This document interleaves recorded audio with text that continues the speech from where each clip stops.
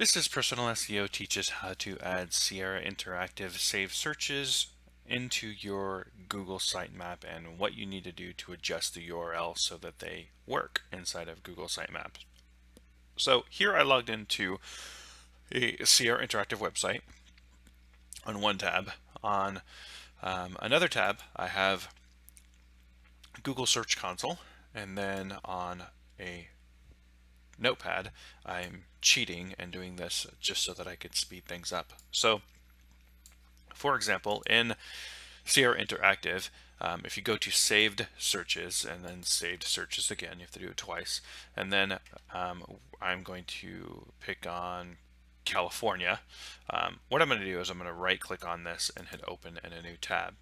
And this will give the search results for this saved search. Now, this entire URL is what you need. So I just Control C and copied it and then pasted it into the top of my notepad here.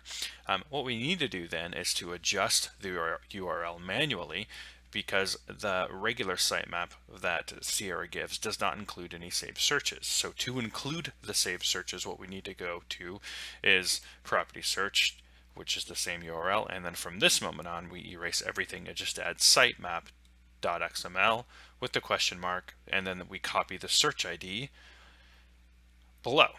So what I'm going to do is I'm going to copy this ID number here and then replace this into here. So this is the final URL, and we can look at that if we copy it and then paste it in, and then this is the URL. This is the XML file. This is exactly what we want to give Google, and we have done this a few times in Google Search Console. So in Google Search Console, what you would do is you would go to Sitemaps, and then you can see we've done this a bunch of times so far, and then you can see how many URLs are inside of that saved search. When you are adding a sitemap to Google Search Console, the URL is already there. So what we've done is I've taken the liberty and removed all of the stuff that you don't need. So finally, when it really comes down to the end of it, the only thing we're doing is we're replacing this ID number with this ID number, and then copying this line and pasting it in there, and then clicking submit. So what we're doing at that moment is now we've added that entire line with the 43 URLs, and everything seems to be working just fine. So now in the future, the only thing we need to do is right click, for example, on Carrington, open in a new tab.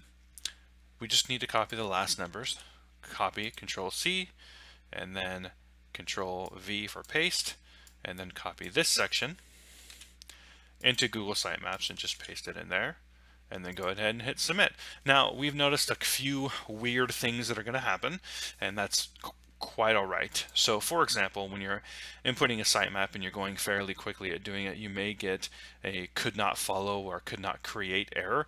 I've noticed that if you just refresh the page, that error goes away.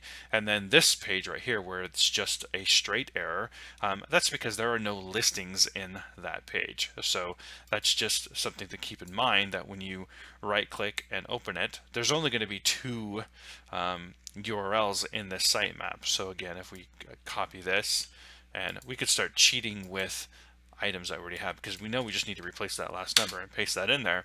See, there are only two listings here. If there are 0 listings, then the issue comes that it's going to pop an error. So just leave it in there and let it be an error, because when a listing happens to come into place, then we can go from that moment. And you can see I'm just copying this over here and then pasting it in. It doesn't really matter what you do, where you get that copy from. I just find it easy to just replace the number here. If you just replace this number and copy and paste from that, then everything should continue to work just fine. If you want to have the sitemap up working all of the time, and then I'll go to Chesapeake Bay. If you want it up all the time, and just copy this over here, and then this just seems to take a little bit longer to make sure that you get it all right, and then to go ahead and then add it in.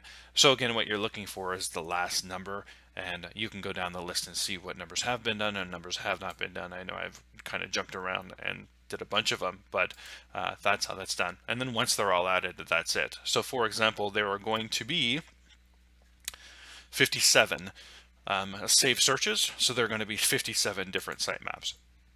The assumption is that when you purchase the site from Seirra, that all of the saved searches would be automatically added in the sitemaps, and they are not, and that's done by design because the users create the searches after the site has been created, so they can't know exactly what you're going to create. So this is the only way to add the listings into the sitemap. So again, this is how Personal SEO, Personal SEO teaches how to create a property saved search sitemap, how to add it to Google Search Console, and one of the fastest ways to do it just by copying and pasting it in. Have a good day.